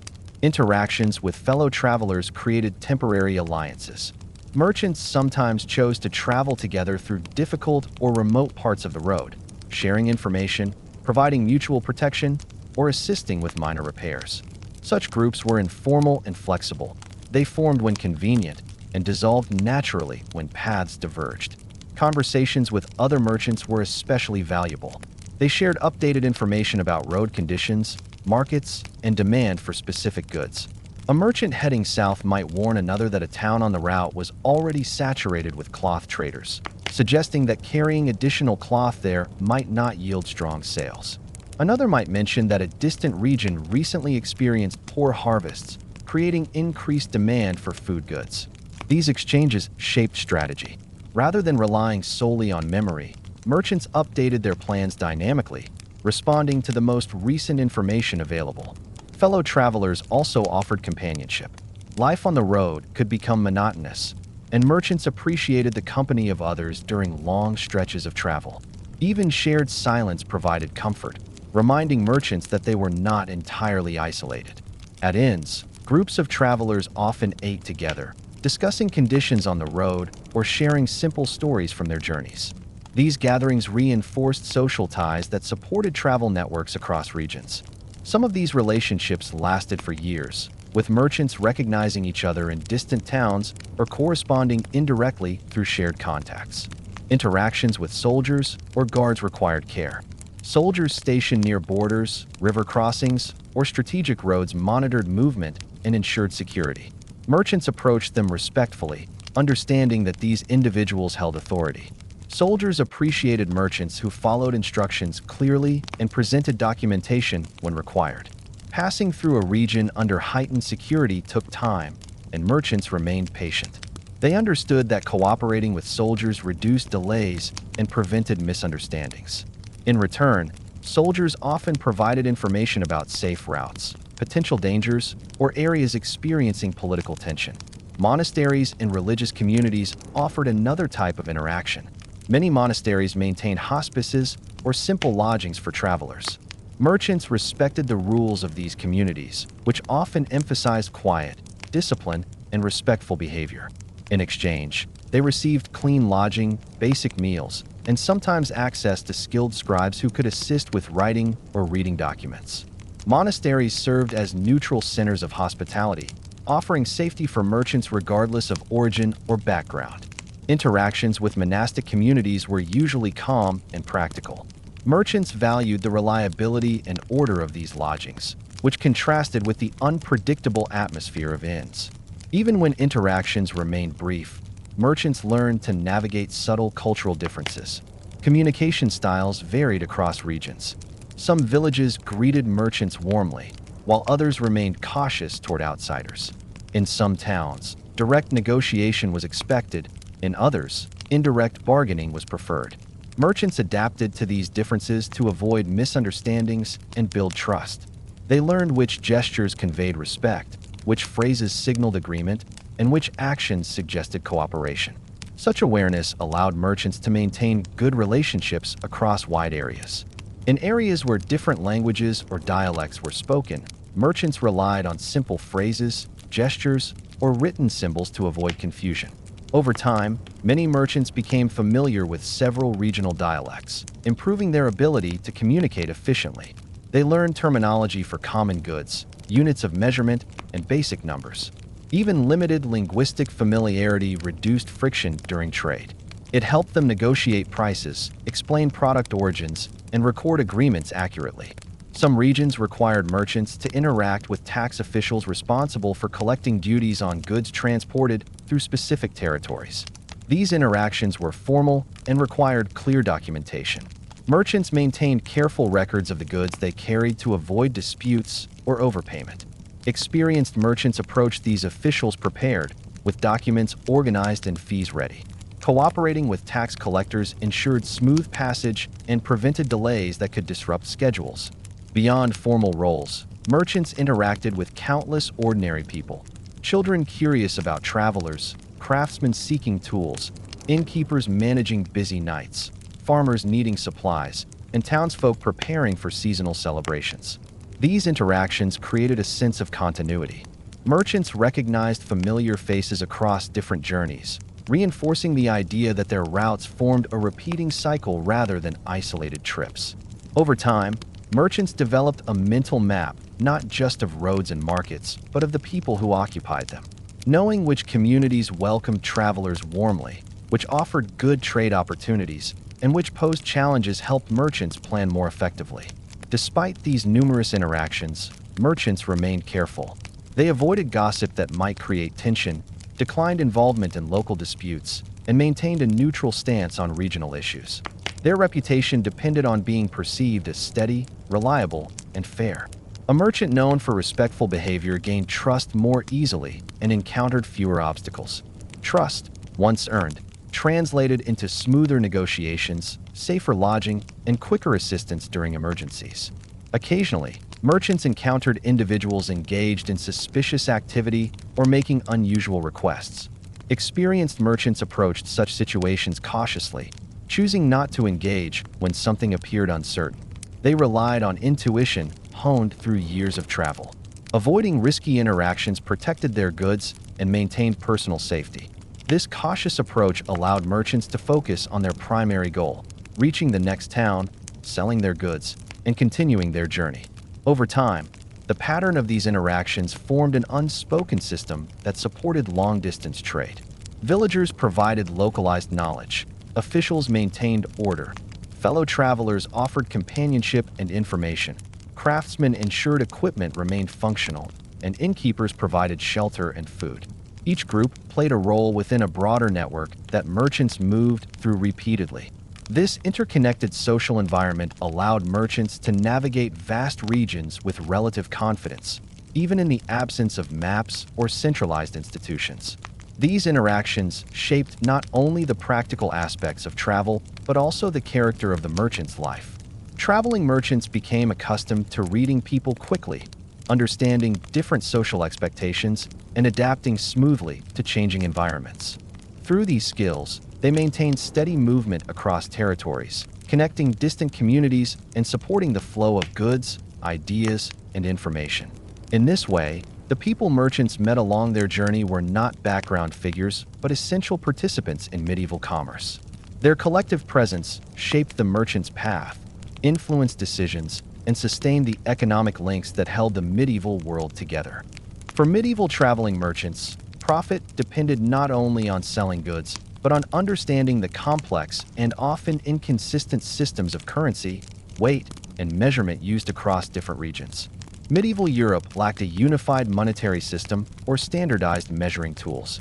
Each town, region, or local authority used its own system for calculating value. As merchants moved from one marketplace to another, they had to adapt constantly, changing coins, recalculating values, and adjusting prices so they neither undersold their goods nor overcharged in a way that might cause disputes. This economic landscape required careful attention and long practice. For merchants traveling hundreds of miles, learning how to navigate this system became as important as knowing the roads themselves. One of the first realities merchants confronted was the diversity of currencies. Coinage varied significantly. Each kingdom, duchy, city-state, or even local lord minted their own coins, each with unique symbols, sizes, weights, and purity levels. A merchant might begin a journey using silver pennies common in one region, but upon entering another region, discover that local buyers valued those coins differently or preferred their own local currency. To avoid confusion, merchants carried small scales and touchstones for testing coin purity. They weighed unfamiliar coins to ensure they had not been clipped, an illegal practice where edges of metal were shaved off to steal small amounts of precious metal. Even slight reductions in weight affected the value of a coin, and merchants refused such coins or accepted them at reduced value. Exchanging money became a frequent task. Some larger towns had money changers who specialized in converting one type of currency into another. These individuals were knowledgeable about relative values and regional differences in coin purity. However, they charged fees for their services, reducing profits. Experienced merchants learned to minimize unnecessary exchanges by planning routes through regions where certain currencies remained acceptable. They also diversified their coin purses, carrying a mix of widely recognized coins, such as well-known silver pieces, that held value across broader territories. Copper coins held low value and were primarily used for small purchases. Silver remained the primary currency for trade, while gold coins played a role in high-value transactions, though fewer merchants carried them due to the risk of theft. Alongside currency differences, merchants faced variations in weights and measures. Each region measured goods differently, even when dealing with identical items. Grain might be sold by one standard in one town and measured entirely differently in the next. Wool bundles were weighed differently depending on local customs. Textiles were sold by the ell, but the length of an ell changed from region to region. A merchant who misunderstood or miscalculated these differences risked losing profit or causing disputes that damaged their reputation. To manage these variations, merchants carried their own standardized weights and measuring cords. When entering a market, they compared their weights with official town weights to ensure consistency. Market overseers inspected these tools and verified that merchants used fair measurements. Using inaccurate weights could lead to penalties or expulsion from the market. Because of this, merchants maintained their equipment carefully, storing weights in protective pouches and checking them regularly for damage. Negotiating prices required a strong grasp of local customs. Some towns expected merchants to begin with high prices and gradually negotiate down, while others preferred straightforward transactions. A merchant who misunderstood these customs could inadvertently offend locals or lose customers. Observing other merchants helped newcomers learn the preferred style of negotiation. Over years of travel, a merchant developed a mental map not only of roads, but of region-specific bargaining practices. These subtle social skills allowed them to navigate complex markets smoothly. Another challenge involved barter, which remained common in smaller towns or rural villages where coinage was scarce. In such cases, merchants accepted goods in exchange for their products. The value of these goods depended heavily on local demand, quality, and transportability. For example, a merchant might accept wool in a northern village knowing it could be sold profitably in a weaving center further south. Conversely, accepting bulky or perishable goods could burden the merchant or lead to losses if they spoiled before being sold.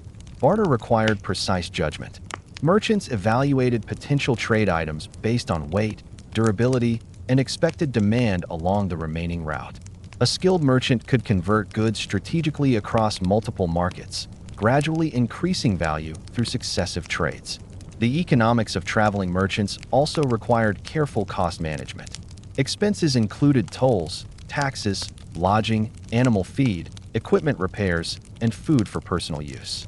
Tolls could vary widely, depending on who controlled a particular section of road or bridge. Some lords imposed tolls on every merchant passing through their territory, while others applied tolls only to those carrying certain types of goods. Tolls could be collected at bridges, gates, river ferries, and crossroads. A well-traveled merchant memorized these points, planning their route to avoid unnecessary tolls or preparing enough coins to pay them without delay. Unexpected tolls could disrupt a journey, forcing merchants to divert to alternate routes or spend additional nights in nearby towns while waiting for opportunities to earn more coin. The cost of maintaining pack animals represented another significant expense. Animals required feed, rest, and occasional shoeing. In regions where grazing was scarce, merchants had to purchase feed at inns or from local farmers. The cost of animal care influenced how much weight a merchant could realistically carry. Overloading an animal risked injury, which could end a journey prematurely. Merchants monitored animal health closely, adjusting loads as goods were sold. They learned to sense early signs of fatigue or imbalance, preventing problems before they became severe. Healthy animals ensured steady progress. Sick or injured animals slowed a merchant's pace and reduced overall profit. Wagon maintenance also contributed to expenses. Wheels cracked, axles wore down, and wooden frames loosened over time. Repairs required tools, time, and skilled craftsmen. Merchants trained themselves to perform basic repairs, carrying extra nails, leather straps, and wooden patches. More complex repairs required stopping in a town with a blacksmith or carpenter. These repairs were unavoidable but expected. Merchants budgeted for them, recognizing that wagon upkeep was a fundamental cost of business. Despite these expenses, merchants found ways to maximize profit. One strategy involved timing. Merchants observed seasonal patterns carefully. Grain prices rose in regions with poor harvests, while prices peaked before major textile fairs. Tools sold well in spring when farming activities resumed. By aligning their inventory with seasonal demand, merchants increased profit without increasing effort. Experienced merchants also learned to time their arrival at major fairs, ensuring they reached markets when buyers were most active. Traveling too early or too late reduced opportunities. Another strategy involved regional price differences. Goods cheap in one area often held high value in another. For instance, salt from coastal regions sold profitably in inland towns. Wood from forested regions commanded good prices in areas with limited timber. Cloth woven in certain towns was valued across distant regions due to its durability or color. Merchants capitalized on these variations, transforming geographic differences into economic opportunity. Long-distance merchants added another layer of complexity by dealing with credit and debt. Some buyers could not pay immediately, especially for large or expensive purchases. Merchants sometimes extended credit, recording debts in ledgers or using small wooden tally sticks notched to represent amounts owed. These tools served as contracts, allowing merchants to collect payment during future visits. Trust played a central role here. Merchants extended credit only to reliable individuals or communities with strong reputations for honoring debts. Failure to repay could damage a merchant's financial stability, especially if traveling far from home. The uncertainty of medieval travel and economics required careful planning. Merchants used ledgers, memory systems, or mental accounting to track costs, profits, and obligations. Even illiterate merchants could maintain detailed mental systems, using physical arrangements of goods or verbal repetition to track transactions. Accurate record-keeping allowed merchants to assess which routes were most profitable, which goods sold best, and which markets were worth avoiding. Understanding market behavior became a subtle art. Merchants learned to watch buyer behavior during markets. Early morning buyers often sought necessities and were willing to pay stable prices. Midday buyers browsed casually and expected negotiation. Late-day buyers looked for discounts, knowing merchants preferred not to carry unsold goods. Adjusting prices throughout the day maximized sales. Merchants balanced firm pricing with flexibility, ensuring they sold enough goods while maintaining reputation for fairness. Reputation held immense economic value. A merchant known for honest weights, fair pricing, and reliable goods attracted more customers and faced fewer disputes. Buyers remembered merchants who treated them well. Town officials cooperated more willingly with merchants who caused no trouble. Inns welcomed familiar merchants and offered better accommodations. Reputation reduced friction and increased efficiency. A single dispute involving inaccurate weights or deceptive pricing could jeopardize years of trust. Thus, merchants valued their reputation as much as their goods. Finally, the economics of medieval merchants extended beyond individual transactions. Their movement of goods supported regional economies. Farmers depended on merchants for tools. Craftsmen relied on merchants to transport their products to distant markets. Towns grew wealthier as merchants visited repeatedly, paying tolls, renting stalls, purchasing lodging, and participating in fairs.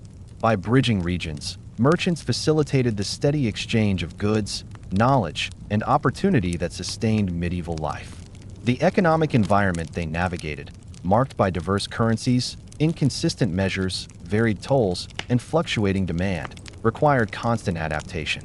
Through experience, caution, and practical knowledge, merchants learned to operate effectively despite these challenges. Their work formed the quiet foundation of long-distance medieval commerce, enabling goods to reach regions that would otherwise remain isolated. For medieval traveling merchants, survival depended on more than simply knowing how to buy and sell goods. The road itself was unpredictable, shaped by weather, terrain, political changes, and countless small hazards.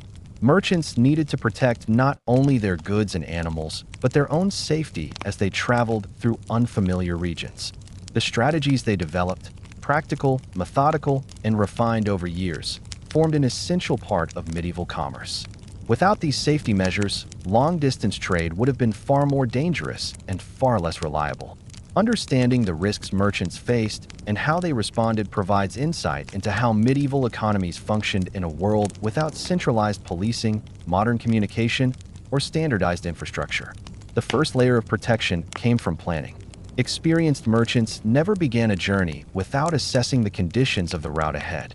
They gathered information from other travelers, innkeepers, and market overseers. If a road was known to have washed-out sections after recent storms, merchants adjusted their plans accordingly. If a bridge had been reported damaged, they explored alternative river crossings. Planning involved not only selecting routes, but choosing the right time to travel. Some areas were safer during certain seasons, while others became difficult or impassable during winter or after heavy rains. Merchants learned that caution at the start of a journey could prevent far greater risks later on. Travel companions also played an important role in safety. Although merchants frequently traveled alone, many preferred to join temporary groups when passing through forests, mountain paths, or remote territories.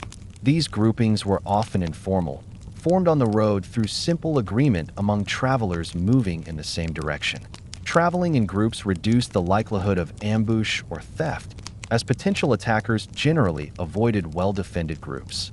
Even small groups of 2 or 3 merchants provided mutual assistance, sharing supplies, helping with repairs, or keeping watch during nighttime stops. Once they reached safer or more populated routes, the group dissolved naturally, each merchant continuing at their preferred pace. The presence of animals offered another layer of protection. Merchants often relied on sturdy pack animals, donkeys, mules, or horses, that served not only as carriers but as early warning systems. Animals reacted instinctively to unusual sounds, changes in the environment, or approaching strangers. A sudden stiffening posture or abrupt movement from an animal could signal danger before a merchant heard anything. Merchants paid close attention to these signals, using them as guidance when deciding whether to stop, continue, or adjust their route. Maintaining the health and alertness of animals was thus not only a matter of efficiency, but of personal safety. Merchants also relied on careful selection of lodging. While inns provided essential shelter, not all inns offered equal safety. Some had poor reputations for theft, disorderly conduct, or insufficient protection for animals. Over years of travel, merchants built mental maps of reliable inns, places where goods remained safe, animals were well cared for, and the environment remained orderly. In questionable regions, merchants sometimes chose to sleep in stables or barns rather than crowded common rooms where disputes might arise. In remote areas with no inns available, merchants selected campsites strategically, choosing elevated ground with clear views and avoiding dense forests or steep valleys where ambushes were more likely. Another practical measure involved protecting goods through strategic packing. High-value items such as spices, fine cloth, or metal tools were stored deep within wagons or pack loads where they were less visible. More common goods were placed near the front for easy access during sales, but items of greatest value remained hidden. Merchants used multiple layers of cloth, wooden boxes, or leather coverings to reduce the risk of damage and to conceal their contents from curious onlookers. They avoided displaying expensive goods unnecessarily, understanding that discretion minimized unwanted attention. While merchants never expected danger at every turn, They respected the possibility and acted accordingly. On the road, merchants adopted an attitude of predictable caution. They avoided traveling at dusk or dawn, when visibility was low and shadows obscured distant objects. They avoided shortcuts that cut through dense forests or steep hills unless they were familiar with the terrain. When approaching blind bends or narrow paths, merchants slowed their pace, listening for the sound of voices, animals, or disturbances. Even minor adjustments in pace could prevent collisions with fast-moving riders or avoid sudden encounters with travelers who might be surprised by the presence of a merchant's wagon. Merchants also relied on local knowledge. Villagers knew which areas were unsafe, where wolves or other animals were active, and which paths might have been recently blocked. Merchants listened attentively to warnings, asking questions about detours, recent incidents, or unusual activity. Local knowledge often came in the form of small details: a story of livestock going missing near a certain path, mention of travelers who avoided a stretch of forest, or reports of a toll collector who had begun stopping merchants unexpectedly. These observations helped merchants refine their travel strategies, avoiding trouble before it escalated. In some regions, merchants carried simple defensive tools not for confrontation but for deterrence. A walking staff, small knife, or wooden club served multiple purposes, helping maintain balance on rough terrain, conducting minor repairs, or discouraging animals or aggressive strangers. Most merchants avoided violence whenever possible, recognizing that conflict risked injury, loss of goods, or delays that could compromise their journey. They valued careful judgment more than physical strength, and their goal was to continue traveling rather than engage in confrontation. Another essential safety strategy involved financial discretion. Merchants rarely carried all their wealth in coin. Instead, they concealed money in multiple pouches stored in different areas of their clothing or baggage. This minimized loss if theft occurred. High-value coins were hidden deeper than everyday spending money, ensuring that routine purchases did not reveal the full extent of their wealth. Some merchants exchanged valuable coins for promissory notes in larger towns, a risky but sometimes safer alternative to carrying heavy coinage across long distances.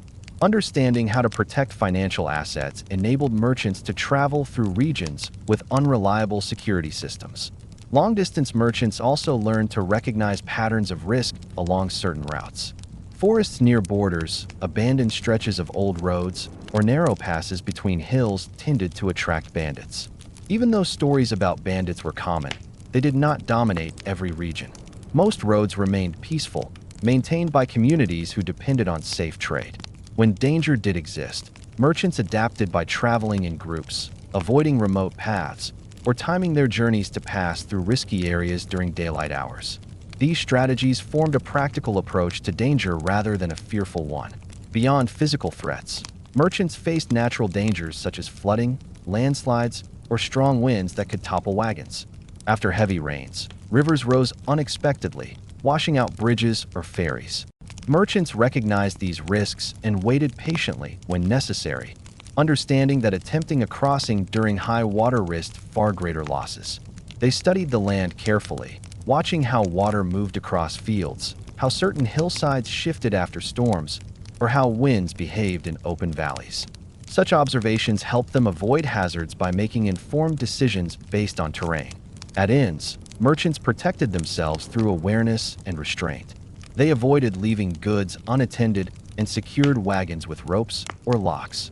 They stored fragile items indoors when possible and stayed near their animals to reduce the risk of theft.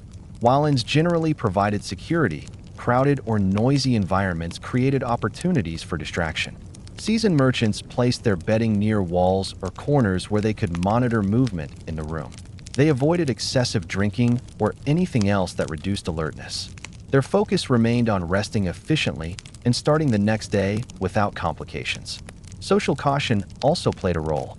Merchants remained polite but guarded in conversations.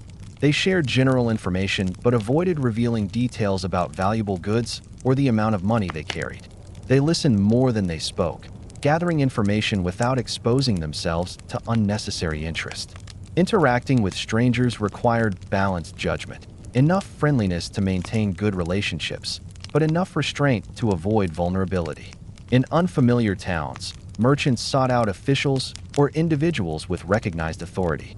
Establishing a connection with a reputable innkeeper, a stable master, or a local craftsman helped ensure reliable support if difficulties arose. Over time, merchants built a personal network across regions, people they trusted and who trusted them. This network became invaluable during emergencies, whether repairing a wagon, finding lodging in a crowded town, or obtaining help during sickness. Perhaps the most subtle form of protection came from routine itself. Merchants developed consistent habits that reduced risk naturally. They woke before dawn, traveled during predictable hours, inspected their equipment frequently, monitored their animals carefully, and rested before exhaustion set in. These routines prevented mistakes caused by fatigue or distraction. They ensured that merchants were alert during key moments, approaching a bridge, entering a crowded town, or navigating tricky terrain. In many ways, the survival of traveling merchants resulted from their deep familiarity with the demands of the road. They respected its challenges without fearing them. They learned to avoid unnecessary risk, to anticipate problems before they arose, and to maintain discipline throughout each journey. Their safety depended not on luck, but on careful judgment, steady behavior, and the habit of adapting to each new situation calmly.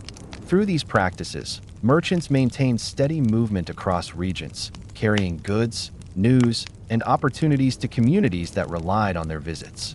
Their survival strategies formed a quiet but essential foundation of medieval commerce, supporting long-distance exchange in a world where predictability and safety could never be fully guaranteed. When historians look back at the medieval era, many of its most visible structures stand out immediately: stone fortifications, marketplaces, bridges, narrow town streets, and the dense layout of settlements that grew over centuries. Yet behind these physical elements exist countless invisible networks built not by rulers, soldiers, or scholars, but by traveling merchants whose steady movement across regions quietly connected communities that would otherwise remain isolated. Their influence did not appear suddenly, nor did it reshape history through dramatic events.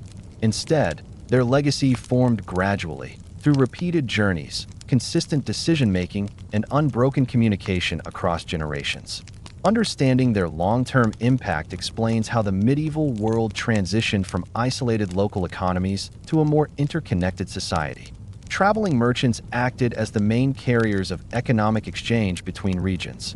In an era without centralized trade networks or reliable infrastructure, small-scale merchants filled the gaps. They brought essential goods, salt, cloth, metals, tools, preserved foods, wooden items, to towns that could not produce them locally. The presence of these goods reshaped daily life. Farmers gained tools that increased productivity. Craftsmen received raw materials or specialized tools that improved their manufacturing processes. Households obtained goods they would otherwise never encounter. Every transaction contributed to the economic development of small communities. Over time, the consistent presence of merchants helped stabilize prices and create predictable patterns of supply and demand that shaped how communities planned their livelihood. Their influence extended beyond economics. Traveling merchants facilitated the circulation of knowledge, acting as carriers of information between distant regions. Although they were not scholars or chroniclers, they possessed a deep understanding of practical realities, weather patterns, agricultural conditions, road conditions, political changes, and market fluctuations. When they visited towns, they shared what they learned, sometimes through deliberate conversation, sometimes through casual remarks that spread among listeners. This informal communication network helped communities anticipate shortages, prepare for seasonal challenges, or adapt to broader shifts occurring across regions. In a world without printed newspapers, reliable maps, or fast communication, merchants' observations represented one of the most important sources of external knowledge. Merchants also influenced cultural exchange. The goods they transported often carried cultural meaning. Textiles woven in one region reflected local styles, patterns, or colors. Tools crafted in a specific town mirrored unique construction techniques. Even simple items like pottery or baskets could introduce communities to new designs or methods. As these goods traveled, they spread elements of culture across territories. People began adopting styles from distant regions, combining them with local traditions. Over decades, cultural practices blended, not through formal policy, but through repeated contact facilitated by merchants. In some regions, the arrival of merchants introduced new tastes, preferences, or daily habits that gradually changed the identity of local communities. Another aspect of their legacy involved infrastructure development. Although merchants did not build roads, bridges, or inns themselves, their consistent presence made such infrastructure valuable. Communities along major trade routes quickly understood that merchants brought money and opportunities. Inns opened to accommodate them. Villages maintained roads better to attract trade. Towns expanded marketplaces, built new stalls, and adjusted layouts to support increased economic activity. In some regions, tolls collected from merchants funded repairs to bridges or roads. The growth of infrastructure created a cycle. Better roads attracted more merchants, and more merchants encouraged further improvements. Over generations, this contributed to the development of transportation networks that later supported larger-scale commerce. Merchants also shaped social behavior and relationships across regions. Because merchants interacted with villagers, officials, craftsmen, innkeepers, and fellow travelers, they built a network of personal relationships that lasted for years. These relationships created trust that extended beyond individual transactions. A merchant recognized in a town became part of the community's economic expectations.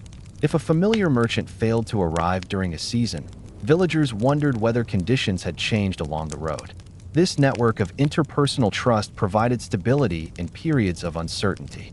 Local residents relied on merchants not only for goods, but for continuity, a reassurance that their connection to the outside world remained intact.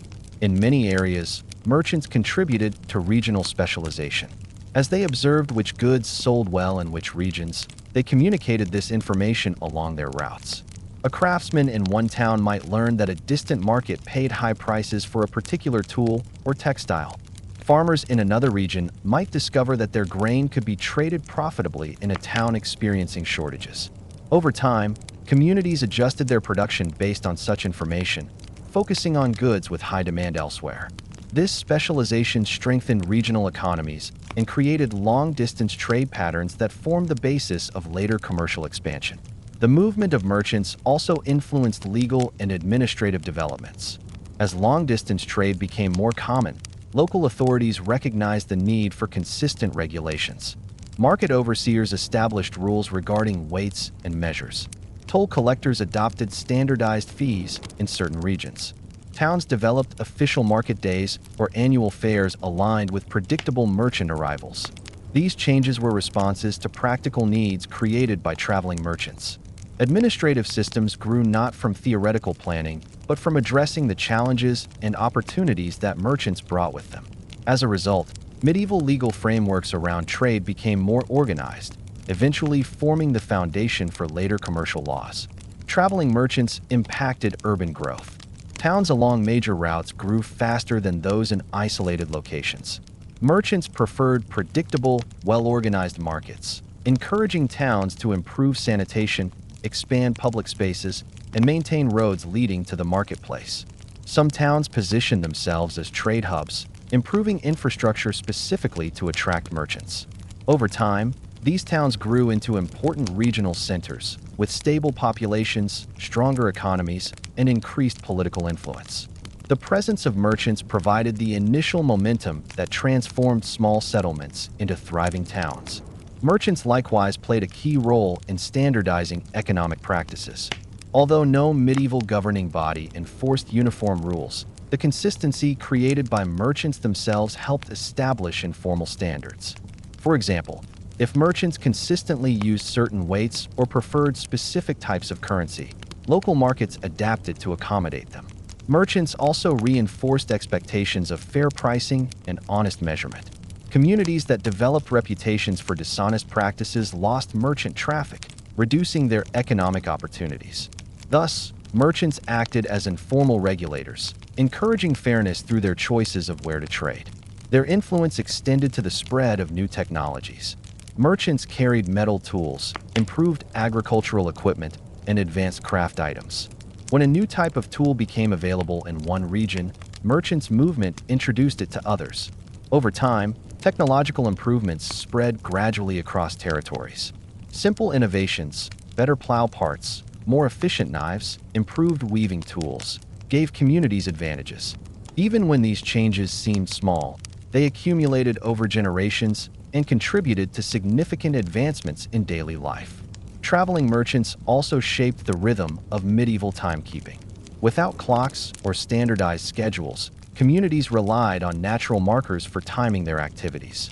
Merchants, however, traveled according to predictable patterns, seasonal cycles, specific market days, or annual fairs. Their arrival served as a marker of time. A village might recognize that the year's busiest agricultural period was approaching because certain merchants arrived to purchase wool or sell tools. These rhythms became woven into community life, creating a calendar shaped by trade rather than only by the natural environment. Another aspect of their legacy was the development of financial practices. Merchants relied on credit, promissory notes, and informal documentation that later inspired more formal financial institutions. As trade expanded, communities required secure ways to store wealth, exchange currency, and track debts. Early financial practices associated with merchants eventually influenced the rise of banking in medieval towns. While merchants were not bankers themselves, their reliance on financial tools helped communities recognize the need for more organized systems. Merchants thus contributed indirectly to the development of medieval finance. The presence of merchants encouraged population mobility. Before widespread travel became common, many medieval residents lived within a few miles of their birthplace.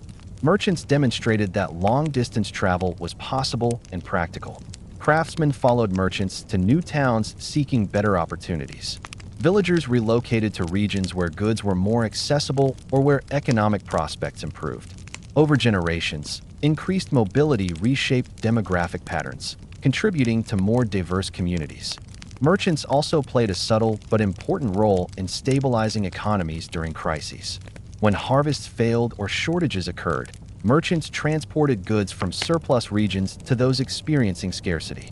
Their ability to move essential items prevented local disasters from turning into widespread crises. Even when merchants provided only modest quantities, these goods helped communities endure difficult seasons. In this way, merchants acted as early buffers against economic instability and contributed to the resilience of medieval society. Perhaps the most enduring part of their legacy lies in how they connected distant people quietly and steadily. Unlike conquerors or rulers, merchants shaped history without drawing attention to themselves. Their contributions were cumulative rather than dramatic. They influenced patterns of consumption, production, communication, and social interaction across centuries. Even after the medieval period, when new transportation technologies and centralized governments created more organized trade networks, the foundation had already been laid by centuries of merchants traveling along simple roads with wagons and pack animals. Their quiet consistency created a sense of continuity across regions that might otherwise have remained divided. Each journey reinforced the links between communities, contributed to shared prosperity, and spread practices that gradually unified disparate areas into larger cultural and economic regions. The medieval world, often imagined as fragmented and isolated, was in fact connected by countless individuals who dedicated their lives to movement, trade, and steady interaction. In the end, the legacy of medieval traveling merchants is not measured by grand monuments, but by the slow transformation they enabled. Towns becoming marketplaces, roads becoming trade routes, regional goods becoming shared commodities, and local customs expanding across vast distances. Their work formed the practical foundation upon which later eras of commerce and communication would be built, showing that history often advances not through sudden change, but through the persistent, patient efforts of those who move quietly along the edges of society, carrying the world forward one journey at a time. Thank you for staying with this calm journey through the world of medieval traveling merchants. If this story helped you relax or taught you something new, feel free to leave a comment and share which part you found most interesting. Your thoughts help shape the next chapters we explore together. Don't forget to like the video to support the channel and subscribe so you won't miss the next quiet walk through forgotten history. Rest well, and I'll see you in the next story.